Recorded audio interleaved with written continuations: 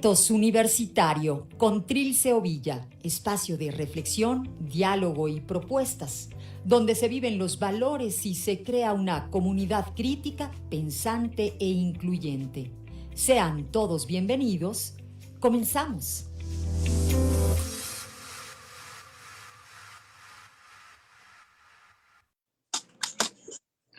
Hola, muy buenas tardes. Bienvenidos todos a su programa Etos Universitario. Como cada miércoles, para mí es un placer y un privilegio el poder acompañarlos en esta emisión de G6 Radio, de este programa que además en el propio nombre lleva la esencia del mismo, espíritu universitario, y que está muy vinculado con el tema del día de hoy, el Día Internacional de la Educación, que como todos ustedes saben, y si no yo se los comento ahorita, fue el pasado 24 de enero. Y no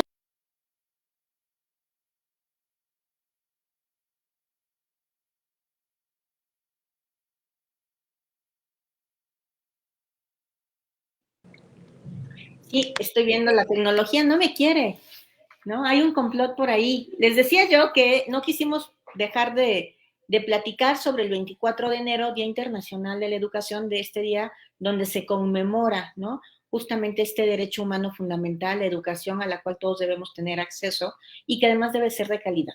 Por eso es que pensamos que para este programa la mejor manera de celebrarlo y conmemorarlo era justamente con Angélica Ramos y con Sara Medrano y su servidor, obviamente, porque ambas coconductoras de este programa son docentes universitarios, entonces tienen una relación muy estrecha y muy cercana con la educación, pero sobre todo tienen una pasión por la misma. Y qué mejor manera de conmemorar este día, de hablar incluso de algunas cifras que seguramente en algún momento más compartiremos, que con dos maestras jóvenes que tienen una visión muy particular y que sobre todo tienen un compromiso muy sólido al respecto. Sara, ¿cómo estamos? Hola maestra, ¿cómo están? Buenas tardes a todos los que nos están escuchando el día de hoy. Angie, un gusto verlas en este día, pues nublado, ¿verdad? Nublado y terminando diciembre. Digo diciembre, yo ya estoy en fiestas y festividades, terminando enero. Lo que El pasa, largo, ¿no? ¿no? Para que vean que sí estamos en vivo y estamos trabajando, ya no sabemos en qué día vivimos. Angie, ¿cómo estamos? Hola, muy buen día. Sí, de pronto me sacaron de onda diciembre, ¿no? Si ya no traigo outfit navideño. Pues muy feliz. Es un tema que la verdad sí me gusta mucho. Por ahí estuve leyendo algunas cosas que ya ahorita platicamos más adelante, pero también quiero aprovechar para felicitar a nuestra coconductora, porque hoy es su cumpleaños. Sara, felicidades, que toda nuestra audiencia se entere de que hoy es tu cumpleaños. Que pases un día, un año fabuloso, te lo dije en la mañana, y ojalá de verdad que sea un año increíble. Muchas gracias. Ya aquí tengo hasta mi gorrito de cumpleañera. Pues yo me sumo a la felicitación y estoy segura que todo el auditorio también, todas las bendiciones del mundo, Sara, que sea muy provechoso y esperemos que vivas otros 1000 años más mínimo. Ay. Muchas gracias, maestra. Y antes de que Sara empiece a hacer cuentas y me diga, no, no es para tanto este 31 de enero, pues empecemos con el programa porque como ustedes saben, queridas amigas, el tiempo siempre se va rapidísimo y si hablamos de educación creo que hay muchas cosas que decir. A mí me gustaría empezar con una frase de Nelson Mandela que creo que es muy vigente todavía en la actualidad y que va a seguir siendo vigente por muchos años. Él establecía que la educación es el arma más poderosa para cambiar el mundo. Y yo comparto completamente esta visión porque para crear un mejor futuro es necesario justamente tocar los temas de educación, que realmente sea accesible, que sea adaptable para todos y cada uno de los seres humanos, sin importar la edad, porque ese es otro tema y ustedes no me dejarán mentir, queridas, que luego hablamos de educación y del derecho humano a la educación y el acceso que tenemos y automáticamente pensamos en niños. Y sí, está bien, yo no voy a decir que no y que es fundamental, pero todas las personas en el orbe tenemos este derecho que no es un privilegio, sino un derecho, y que lamentablemente en ocasiones se ha convertido en un privilegio, y que tenemos una corresponsabilidad justamente para cambiar este chip y ver que todos tengamos esta parte de un acceso a una educación de calidad que me permita desarrollar como individuo mis potencialidades. ¿Para qué? Para crear un mejor mundo y poder hablar de que la humanidad está cumpliendo con sus objetivos. Y lo podemos ver desde el punto de vista legal, y podemos hablar de convenciones, y podemos hablar de la Constitución, lo podemos ver desde el punto de vista humanístico, o sea, lo podemos ver como de muchas aristas, pero creo que el compromiso tiene que ser personal siempre. O no sé qué opinas tú, Angélica.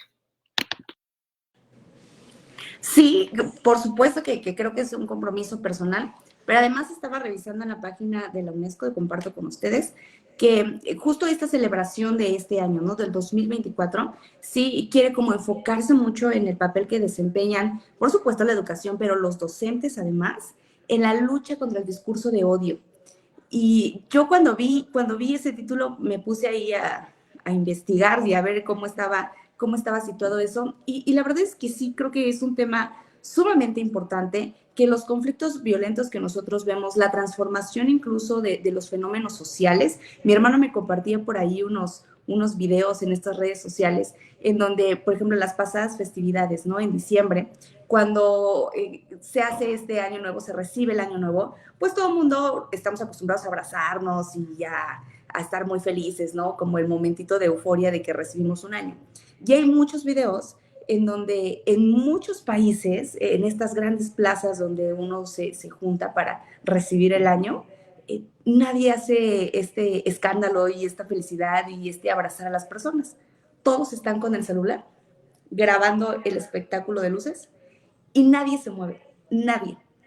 Entonces, o sea, eso ya es un fenómeno social distinto, es parte de una nueva educación, porque la educación no nada más es la escuela, ¿no?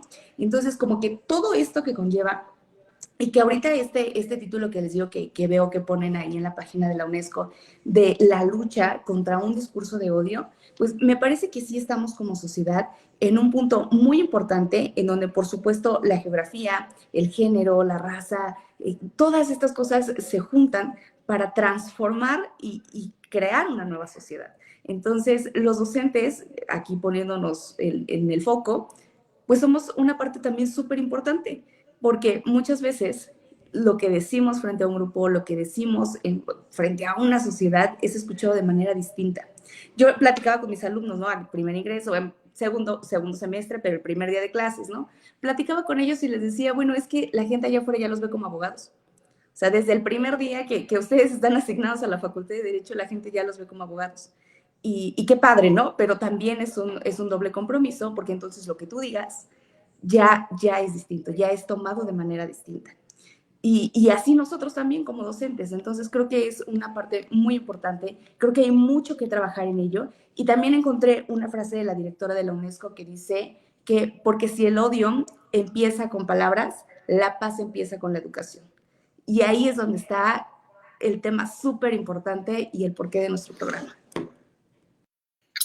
Completamente de acuerdo, Angie, y esta frase que nos trae esa colación ahorita me recuerda una que es una de mis favoritas, que ya me han escuchado decirla muchas veces, pero creo que también sigue siendo vigente y ad hoc, ¿no? Marisa Trapetí dice que la educación es un arma de construcción masiva, ¿no? Y es justamente eso, ¿no? La paz empieza con educación, ¿no? Justamente, y si queremos cambiar al mundo tenemos que hacerlo. Y a mí me encanta esta parte global de la que tú nos hablas, que educación, y también no lo dije al principio, qué bueno que tú sí, a veces pensamos que educación es alfabetizar, ¿no?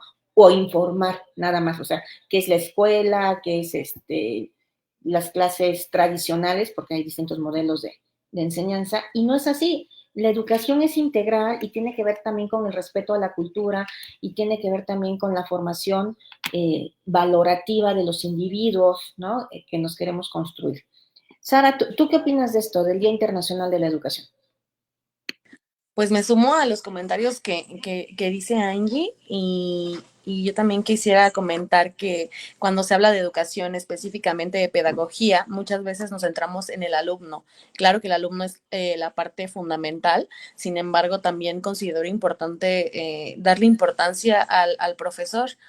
Y citando algunas de las teorías del padre de la pedagogía, que era Juan Amos Comenio, en donde él decía que el profesor también era el centro de este sistema de la educación, porque tiene toda la responsabilidad de brindar la educación a los alumnos, tiene la responsabilidad de que las palabras que él diga pues van a ser lo que los alumnos van a creer. Entonces hay que ser siempre certeros, siempre hablar con la verdad, y si no sabemos de algún tema, nosotros como catedráticos, simplemente decirlo, ¿sabes qué? No conozco el tema, lo puedo investigar, con mucho gusto te lo informo después, pero no inventar información, porque muchas veces los alumnos se quedan con ideas erróneas de comentarios de profesores y pues obviamente no es la idea.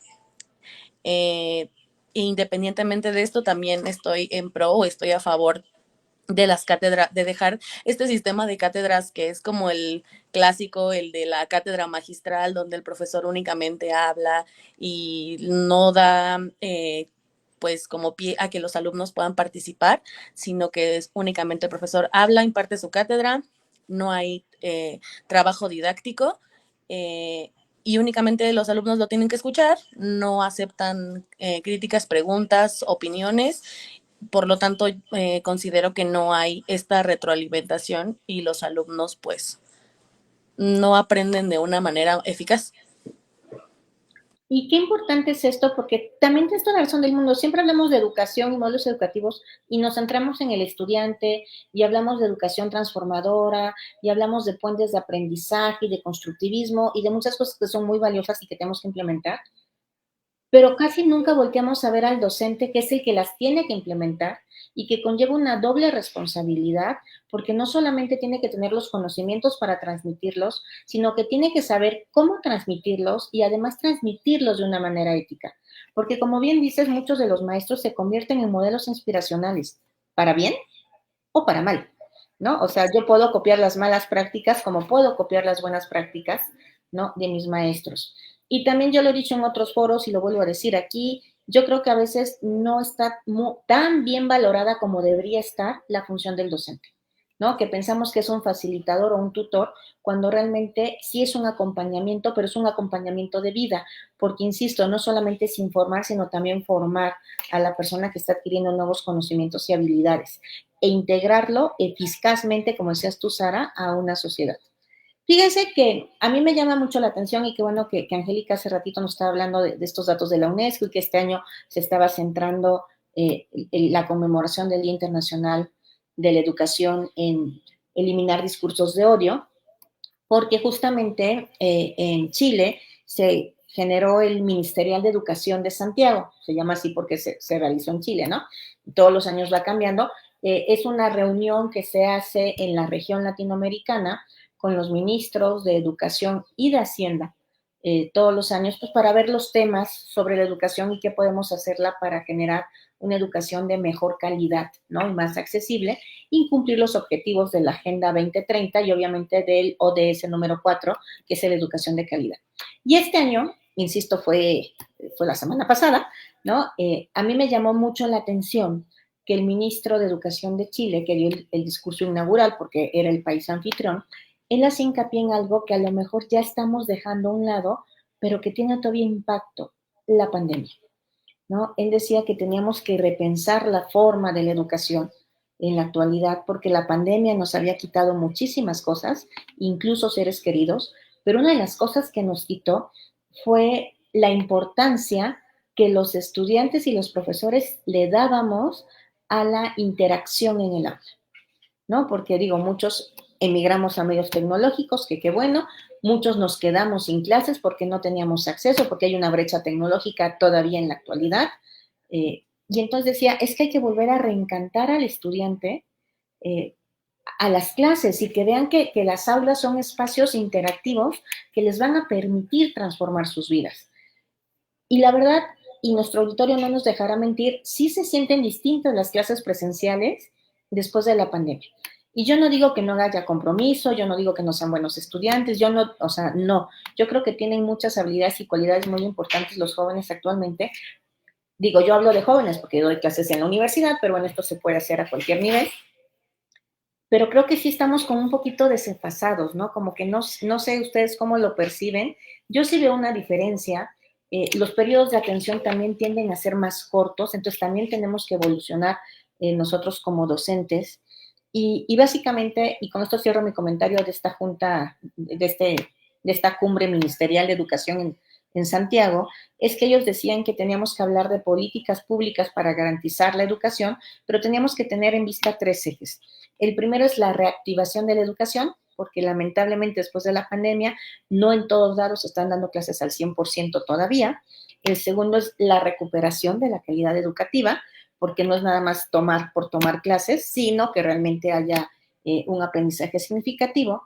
Y la tercera es que no podemos perder de vista la transformación educativa, ¿no? Que forzosamente tenemos que movernos y emigrar. Lo que decía Sara hace rato, la cátedra magistral es muy buena para determinado momento y en determinadas circunstancias, pero no podemos seguir sustentando un binomio de enseñanza-aprendizaje solamente en esto. Tenemos que incluir nuevas tecnologías, tenemos que incluir nuevos modelos pedagógicos, porque también en las tecnologías, y ya sé que hablo mucho, entonces les voy a dar el uso de la voz, ¿no? Pero también las nuevas tecnologías, pues entre la brecha digital, que no todo el mundo tenemos acceso a ellas, y dos, luego los sesgos de género en la programación que también existen, pues también son 2 aristas que tenemos que estar ahí muy pendientes. Si incluimos elementos como la inteligencia artificial, que a nivel educativo puede ser una extraordinaria herramienta, pero también es un peligro latente cuando no lo sabemos utilizar, ¿no? Apropiadamente, y nos vuelve a rebotar a temas forzosamente de ética y de integridad académica. Pero bueno, ¿tú qué opinas, Angélica? Sí, por supuesto. Y además después de la pandemia, sí se sintió todo muy extraño. Y pensábamos que iba como a tener un periodo y luego regresábamos a lo normal que teníamos, pero nunca sucedió así. Y creo que históricamente sí nos encontramos en un momento de coyuntura y súper importante. Porque esta parte que menciona Sara de las cátedras magistrales a las que estábamos acostumbrados, y yo creo que más a niveles como de posgrado, ¿no? Licenciatura, posgrado, que era como muy común, tuvieron que evolucionar hace mucho tiempo, pero nunca había sido como tan necesario como cuando llegó la pandemia con nosotros. Entonces, llega la pandemia y todos empezamos a mudar a estos espacios virtuales que por supuesto están increíbles, pero que nos quitan ese contacto y al ser seres sociables y que necesitamos a fuerza de hacer esa interacción, bloqueamos una parte que era lo que les decía, ¿no? Que se refleja ahora en algunas cuestiones sociológicas distintas y que por lo menos para mí era inconcebible con estos videos que les digo que me compartí mi hermano, de recibir un año sin darle el abrazo a la persona con la que estoy al lado. O sea, para mí no me hacía match en la cabeza y sucedía, y no le sucedía a 2, 3 personas, ¿no? O sea, sucedía en toda la gente que estaba en una plaza. Entonces, todas estas cuestiones sí vienen a transformar toda la sociedad y además, digo, nosotros hablando ya en la universidad, ¿no? Nosotros aquí en la Facultad de Derecho, sí tuvimos clases virtuales, sí tuvimos clases en estas aulas, pero hubo muchísimos lugares en donde esta educación paró completamente, porque no se tenía el acceso a una plataforma, porque no se sabía, porque yo lo veía mucho en Puebla, ¿no? Donde son mis papás, de que, o sea, no hay tecnología suficiente para que continuaran con sus clases. Y entonces el rezago y la brecha se empezó a hacer enorme. La educación siempre tiene una brecha de desigualdad increíble, porque depende de la región y estamos muy acostumbrados a tener aquí todo muy centralizado. Y entonces, conforme te vas alejando de la gran metrópolis, pues se van complicando no nada más la educación, sino muchas cuestiones y se va creando esta brecha de desigualdades. Pero con la pandemia, o sea, los pequeños problemas se vinieron a convertir en grandes problemas. Y ahora retomar esto con estos puntos que nos menciona maestra, o sea, retomar esto es una labor titánica, que por supuesto, de primer impacto, pues cae en los docentes, ¿no? Que ya no nada más es actualizarte en los temas que impartes o lo que estás enseñando o cómo estás encaminando a los alumnos, sino, o sea, transformar completamente todo, cómo se va a impartir, de qué manera, la velocidad a la que nos movemos es impresionante, la comunicación, las tecnologías. O sea, si sale una noticia hoy a las 7 de la mañana, a las 7:05, ya todo el mundo se la sabe, ¿no? Ya todo el mundo habló de eso. Y entonces estar como caminando en esa velocidad ya es complicado y ahora tener este compromiso, pues lo hace doblemente. Entonces yo también creo que está de verdad muy poco valorado esto, pero que tenemos un gran compromiso, ¿no? Siempre lo digo, ya se sabe mi compromiso de la universidad, pero la universidad siempre pone entre sus objetivos tener a personas útiles a la sociedad y creo que este es el mejor ejemplo que tenemos. O sea, yo me siento súper feliz y aquí, además de de mi conductora, mi jefa, ¿no? Sabe que yo de pronto estoy como de queriendo alejarme de este lugar y me encuentro a alguien que me dice, gracias a lo que me enseñó, logré hacer esto, o gracias a lo que me dijo, se transformó esta parte de mi vida, porque siempre lo digo, la universidad transforma vidas, pero yo creo que toda la educación. O sea, en el momento en el que tienes el acceso a este derecho humano, se transforma tu vida.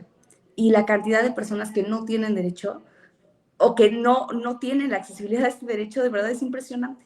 Entonces hay mucho que trabajar con ello.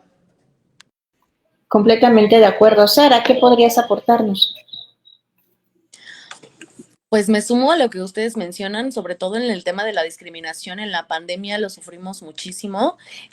Supe de muchísimas historias de alumnos que pues no tenían los medios en los cuales tomar la clase, ni siquiera tenían una computadora, a lo mejor tenían que recargar su teléfono con saldo de, pues no sé, del Oxxo o así, meterle 50 pesos para poder tomar una clase en Zoom, no les alcanzaba. Entonces sí es un tema del cual no estábamos tan preparados, pero a lo largo de los años, después de la pandemia, se pudo haber regularizado un poco.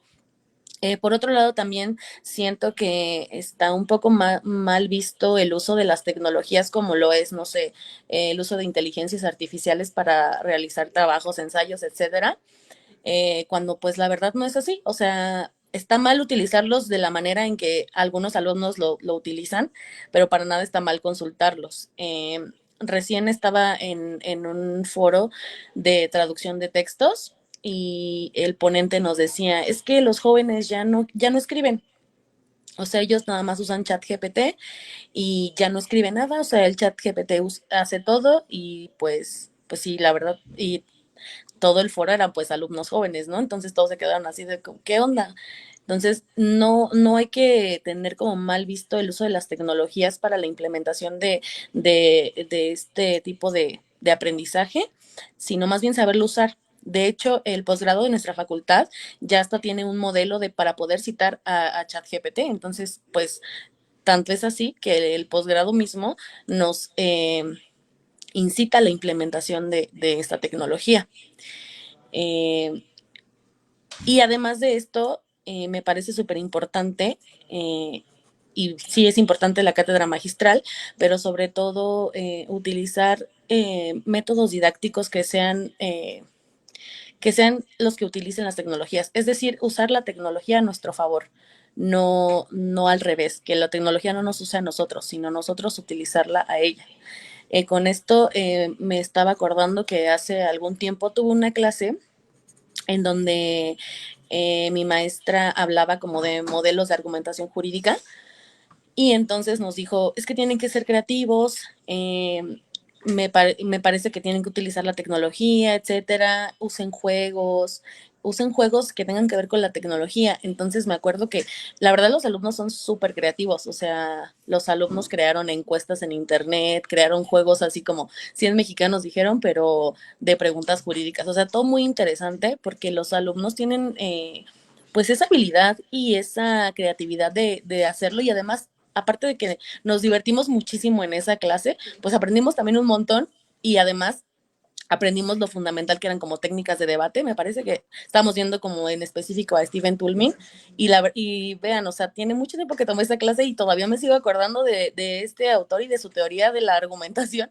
porque de verdad fue una clase muy funcional y con esto me refiero a utilizar las tecnologías y implementarlas con juegos, etcétera, para que los alumnos se sientan como, pues, que sean participativos, también que los alumnos elijan los temas, no sé, que quieren exponer o que de los que quieren hablar, también me parece muy importante porque eso les da la sensación de que, pues, ellos deciden lo que quieren aprender y les da como esa idea de que, pues, el profesor no es como que, ay, el que jerárquicamente decide todo.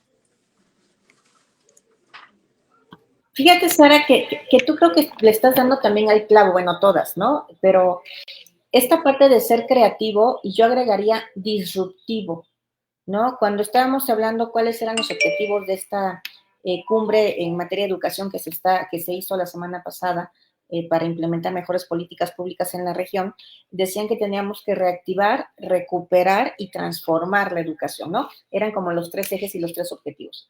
Y creo que la forma de poder hacerlo eso en cualquier nivel, en cualquier cancha y con cualquier presupuesto, porque también es distinto a lo que se puede invertir en cada lugar, en cuanto a erario público que se refiere, pues es justamente ser creativos, ¿no? Y ser disruptivos, ¿no? Como dirían coloquialmente por ahí, pensar fuera de la caja, ¿no? Out of the box.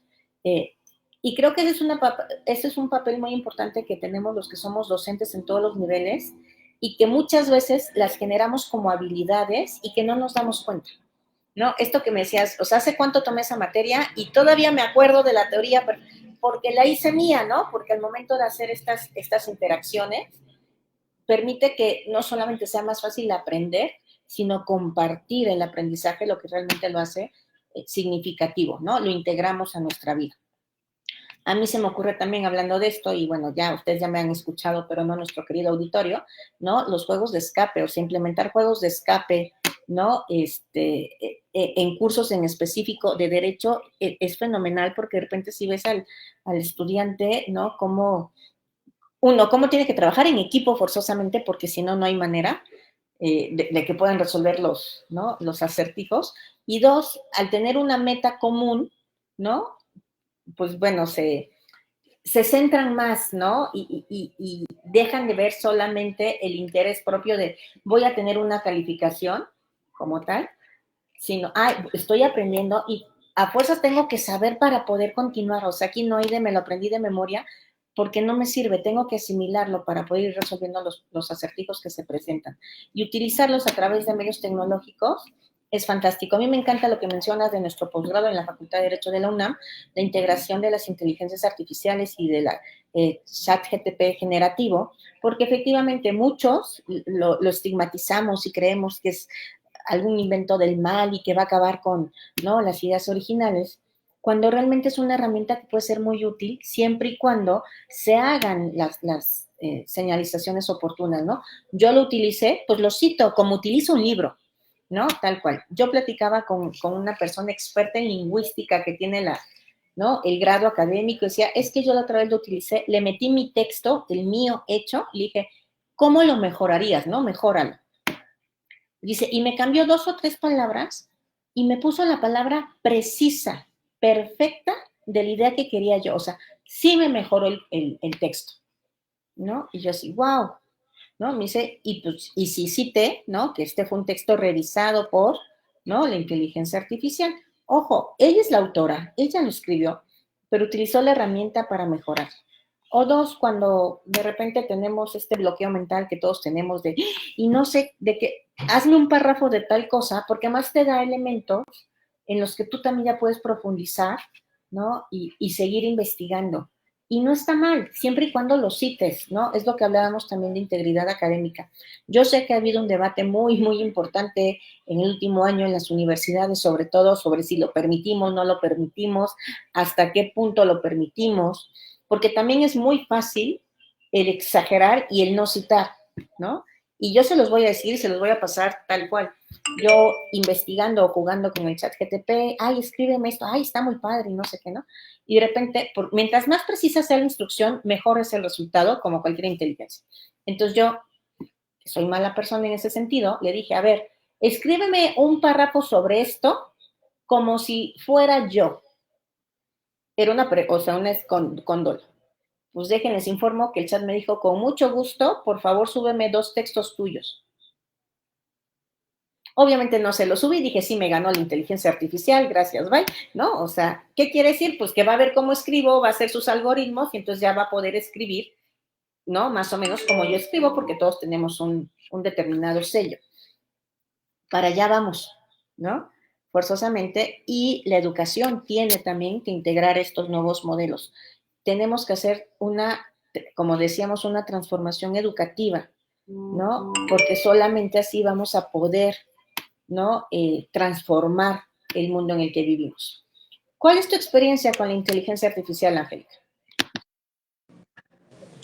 La verdad es que yo sí me muevo mucho como en el tema de inteligencia artificial y de tecnologías, porque sí he tratado de que en mi clase además sea como de generar contenidos, practicar mucho en ese ámbito, porque yo creo que es algo que les resulta muy interesante a los alumnos y que nosotros no podemos perder de vista, porque sí es el objetivo, lo que decía Sara, o sea, que dentro de 5 años se acuerden de alguno de los temas de mi clase, aunque no se acuerden de mi nombre.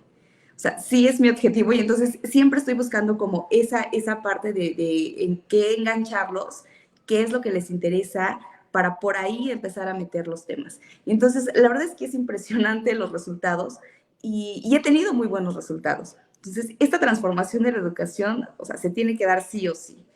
Pero muchas veces también creo que viene, y hablando de esto, que no nada más es como ir a la escuela, desde un tema social, a lo mejor familiar, en donde es visto de distinta manera. O sea, si ven a algún alumno realizando un juego de mesa como el que mencionaba Sara, eso no es tarea, y mucho menos en este nivel, ¿no? Y entonces, a veces también platicando con alumnos, les decía, bueno, ellos vienen de otro modelo, de un modelo en donde sentaban a todos los alumnos y les daban una cátedra, ¿no? Una conferencia magistral, y está muy padre, pero tenemos que ir avanzando, y creo que tampoco es válido el tema de criticar a quien todavía apoya ese tipo de educación, porque es muy difícil reaprender las cosas. Y nosotros lo vemos a lo mejor desde que estamos en este camino y impartimos clases de este modo, pero pues obviamente hay muchos docentes que no traen esta línea y que sí tratan, porque además lo vemos en cursos, ¿no? En los cursos de actualización que tenemos aquí como docentes, pues lo vemos, o sea, que sí están ahí tratando de actualizar y tratando de buscar nuevos métodos educativos, pero no es tan fácil.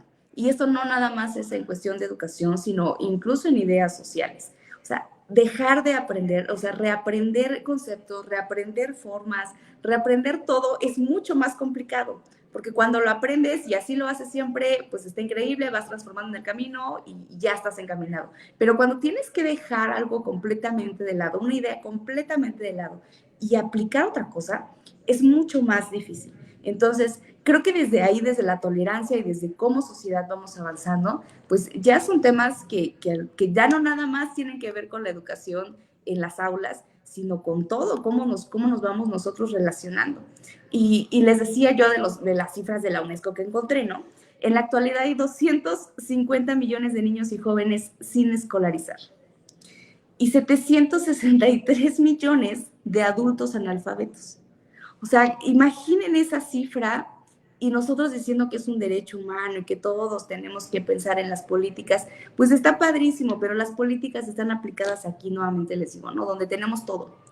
Pero entre más nos vamos alejando de la metrópolis, más se va complicando la verdadera aplicación de estas políticas. Entonces, pensar en qué hacer para transformar eso además, creo que siempre tenemos la oportunidad de transformar la vida de alguien o de transformar algo, así sea muy pequeño. O sea, todos desde nuestras trincheras tenemos la oportunidad de hacerlo. Solamente tenemos que pensarlo, tenemos que saber qué es lo que queremos, saber qué, yo les decía, ¿no? ¿Qué es lo que yo quiero lograr?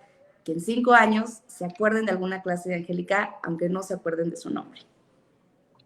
Perfecto, y me encanta cómo te apasiona el tema, Angie. Yo también, antes de darle la voz a Sara para que me pregunte, ¿no? Me platique esto o nos platique esto, yo sí te tengo que dar otros datos, porque este año yo dije, no me voy a dejar apabullar, porque siempre me da datos muy duros y salgo yo llorando y, ¿no? Viendo cómo voy a cambiar al mundo. Fíjate que sí ha habido un avance, estoy de acuerdo, las cifras que nos da son alarmantes, yo lo digo jugando, pero son alarmantes para el siglo XXI. Sobre todo si estamos planteando paradigmas de cambiar la educación a medios digitales. Dije, bueno, no saben leer y quieren que, ¿no? Utilicemos herramientas tecnológicas, ¿no? Para la educación, ¿no? Para implementar educación. Pero fíjate que según cifras del Banco Mundial y de la OECD, en 1960, en el año de 1960, solamente el 42% de la población mundial sabía leer y escribir en el 60. Afortunadamente para el 2015, este porcentaje casi se duplica y el 86% de la población mundial sabe leer y escribir. 2015. Me van a decir, estamos en el 24, ¿no? Estoy de acuerdo, pero a lo que voy, vamos avanzando afortunadamente. Y sí hay regiones o países en esta orbe donde tienen un 100% de alfabetización. ¿no? 100% de su población está obviamente que tienen la edad, van a decir, no, el niño de 2 años no sabe, no, porque todavía tiene que, ¿no?, ir a la escuela y aprender, y por ejemplo, en este escasísimo, ¿no?, grupo privilegiado mundial, está Luxemburgo, está Polonia, está Rusia, está Cuba, ¿no?, por ejemplo. Hay esperanzas, o sea, si ellos pudieron, nosotros podemos también, ¿no? Y como tú decías, ver qué es lo que yo puedo hacer en lo individual, ¿no? ¿Cuál es mi objetivo y cómo puedo ayudar? Yo he escuchado una amiga argentina, ¿no?, en otro webinar, que ella decía, o sea, yo no puedo, o sea, sí doy clases, pero no puedo dar clases a todo el mundo, pues regalo los libros que ya no leo, que ya leí, y los regalo. Porque efectivamente la educación no es solamente enseñar a leer, a escribir, a sumar, a restar, sino es a ver el mundo de forma distinta. Y sí vivimos, afortunadamente, algunos desde el privilegio, y no digo afortunadamente en el mal sentido de que unos sí y otros no, sino que algunos hemos tenido los beneficios, pero eso nos hace doblemente responsables de compartirlos, ¿no? ¿O tú qué opinas, Sara?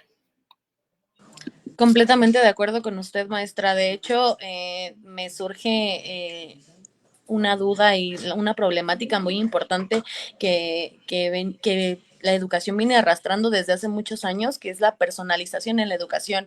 Muchas veces el docente quiere, pues no sé, darle un tipo específico de educación a cada alumno porque, como todos sabemos, cada alumno tiene pues diferente personalidad, diferente modo de aprender. A lo mejor unos aprenden más rápido unas cosas, otros alumnos aprenden más lento unas cosas, pero otras son más rápido. Unos son visuales, otros son auditivos, etcétera. Es una gran problemática. Todos los alumnos, hacer que todos los alumnos se sientan importantes en la clase para que con esto se pueda hacer más eficiente su nivel de educación es súper importante, y es una problemática que hasta la fecha no he conseguido que alguien diga como, ok, la personalización de la educación es por tal lado. A lo mejor en grupos pequeños es muy posible. Bueno, yo, por ejemplo, que estoy cursando la maestría, somos aproximadamente 6 alumnos por grupo. Entonces la personalización es eficiente y es muy buena. Los maestros saben el modo en que trabajamos, etcétera. Pero imagínense en grupos de hasta 60 personas, en donde pues el alumno que no habla o el que no participa, pero que aprende de otro modo, pues va a ser como relegado de los alumnos que participan más y están más activos en ese sistema. Fíjate que sí, que también estás tocando no solamente un problema, sino otro, o sea, ¿no?, una cascada de situaciones, porque el hecho de que haya universidades públicas como es la UNAM, donde todas trabajamos y a la cual todas queremos y debemos gran parte de nuestra vida y existencia y educación, obviamente, y tenemos una responsabilidad con ella, sí, el hecho de que haya universidades públicas que tengan un gran número de estudiantes no implica que no pueda haber una educación de calidad, de excelencia, y que no se pueda personalizar la educación. Si bien es cierto que no podemos ver estudiante por estudiante, alumno por alumno, los docentes, porque bueno, el volumen no nos los deja, sí es también nuestra responsabilidad y tenemos que ser creativos y disruptivos para adaptar los modelos educativos a los estudiantes y a las necesidades específicas. A mí se me ocurre la oralidad, digo, ustedes son muy jóvenes, pero a mí me tocó estudiar en una época en que los abogados todo era por escrito y luego evolucionan los modelos jurídicos y emigramos a la oralidad, y ahorita la expresión verbal es fundamental y tenemos que tener habilidades orales, lingüísticas, y no solamente el conocimiento de cómo hacerlo, sino cómo expresarlo. Y obviamente, pues sabemos algunos que hablamos hasta por los codos y hay gente más decente que habla un poquito menos, pero todos tenemos que aprender a desarrollarla de distintas formas.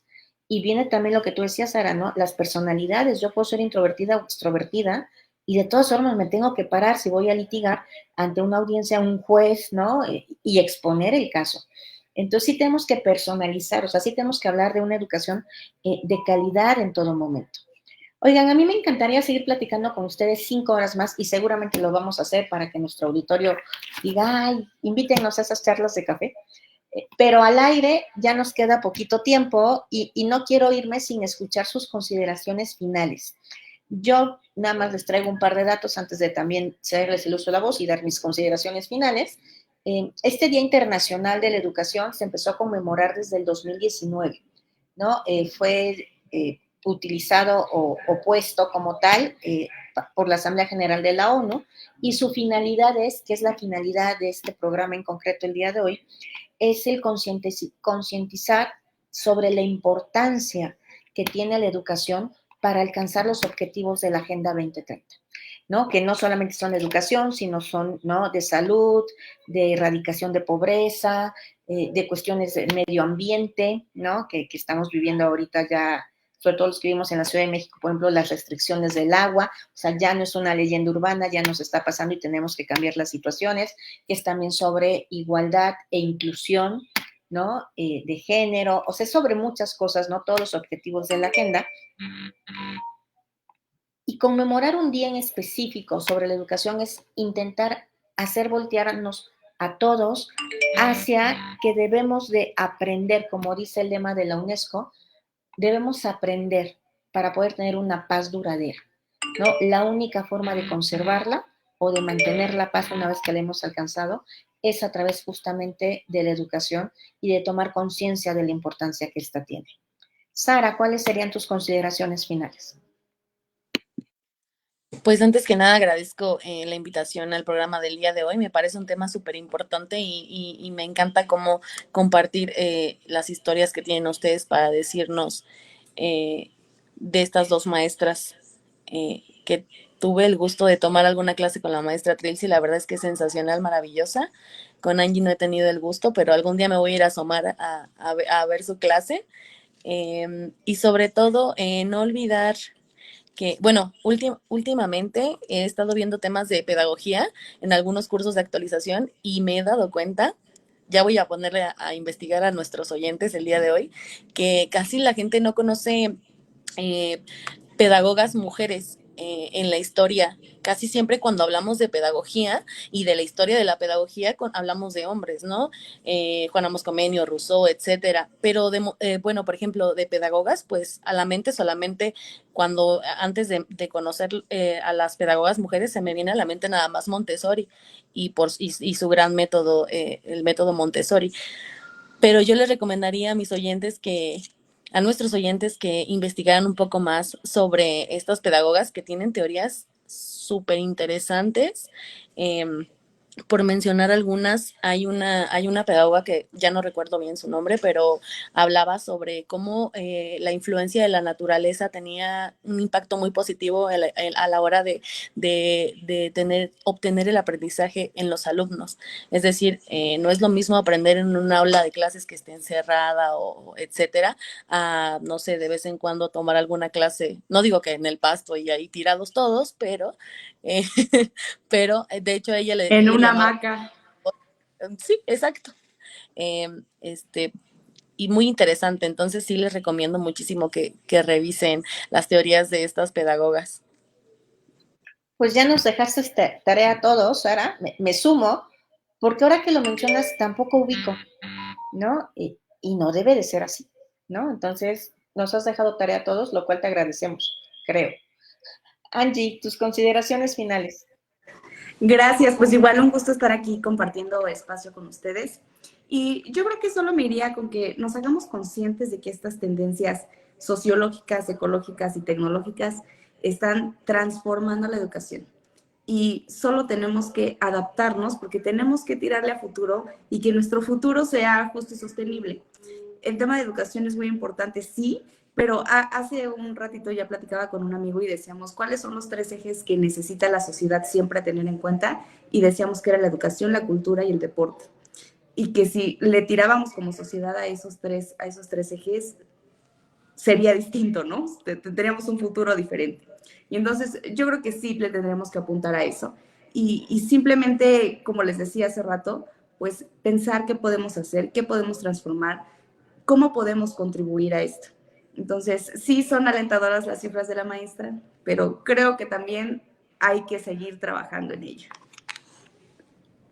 Definitivamente todavía hay camino por recorrer, afortunadamente, ¿no? Porque aun cuando cumplamos con un 100% de alfabetización en el mundo, creo que todavía hay muchas cosas más, ¿no? Sobre qué formar y educar a las personas, ¿no? El respeto, la integridad, la probidad, ¿no? La cultura de la paz, la cultura de la legalidad. No es solamente tener el conocimiento, sino saber qué hacer con él, ¿no?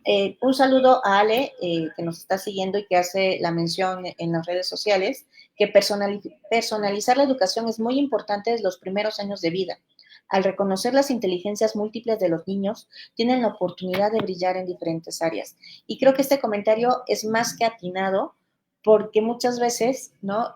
Habremos visto estos que son memes, pero que son reales, de que yo a fuerzas, veo al pobre elefante de que tiene que subir un árbol y se siente todo traumado porque el chango sí lo sube y el elefante no, cuando el elefante tiene otras habilidades y otras capacidades, ¿no? En cambio, si lo ponemos al elefante a hacer algo, ¿no? A tirar un árbol con la trompa, se me ocurre, es algo que el chango no va a poder hacer, ¿no? Y muchas veces, lamentablemente, cuando hablamos en materia de educación, queremos encasillar, ¿no? En vez de dejar que las personas sean las que descubran, ¿no? Qué es lo que les gusta y cómo son mejores para hacerlo. Y esto de los ambientes, Sara, que tú decías hace rato, también es bien importante. Yo sí debo de confesarme en algún momento que llegué, mi hijo era muy chiquito, llegué al kinder, ¿no? Y me metí al salón a chismear, yo como buena madre metiche, y encontré que estaba sin zapatos. Y yo, ¿por qué sin zapatos, no? Y la maestra así de, déjelo sin zapatos, porque si él está cómodo sin zapatos, aprende más rápido y aprende mejor. Y yo así, ok, ¿no? O sea, dije, qué buena fortuna que le tocó una extraordinaria maestra que entendía que era mejor estar cómodo, ¿no? Para aprender que estar bien vestido, ¿no? Y con los zapatos bien puestos, ¿no?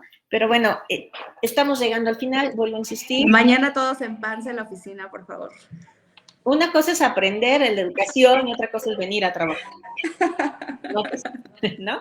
Estamos llegando ya al final. Yo me gustaría hacer remembranza de dos frases que creo que son muy importantes. Una es de Frederick Douglass, que decía que la educación es el único camino para escapar de la esclavitud mental, ¿no? La educación nos permite ser libres a nosotros como individuos. Y la segunda frase es popular, la verdad es que no ubico si es de algún autor en específico. Si así fuera, por favor, le pediría a mi auditorio o a nuestro auditorio que me ayude a ubicarlo. Yo la conozco como una frase popular que dice que la educación es un tesoro que sigue a su propietario toda la vida, ¿no? Es algo que nunca te vas a poder quitar, que nadie te va a poder despojar de ella en ningún momento. Y en ese sentido vuelvo a hacer, ¿no? A refrendar, y aquí hablo en plural, me atrevo a hacerlo tanto por Sara como por Angélica, y obviamente por su servidora, refrendar nuestro compromiso como docentes, ¿no? El entregar lo mejor de nosotras todos los días para lograr cambiar este mundo poco a poco. Y en lo personal, pues agradecerles nuevamente que hayan compartido con nosotros este programa. El objetivo, nos sumamos, ¿no? Al de la UNESCO, el tratar de concientizar y visibilizar la importancia de la educación en todas sus aristas y en todas sus formas para alcanzar los objetivos de la Agenda 2030 de Desarrollo Sostenible. Yo soy Trilce Ovilla y los esperamos en una próxima emisión de Etos Universitario el próximo miércoles. Pasen una excelente tarde. Muchísimas gracias. El tiempo es inexorable.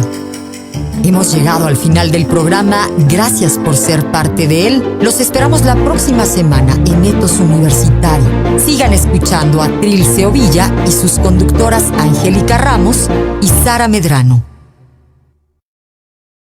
Programa presentado por GCI Radio. Proyectamos tu marca. GCI Radio. GCI Radio. Proyectamos tu marca.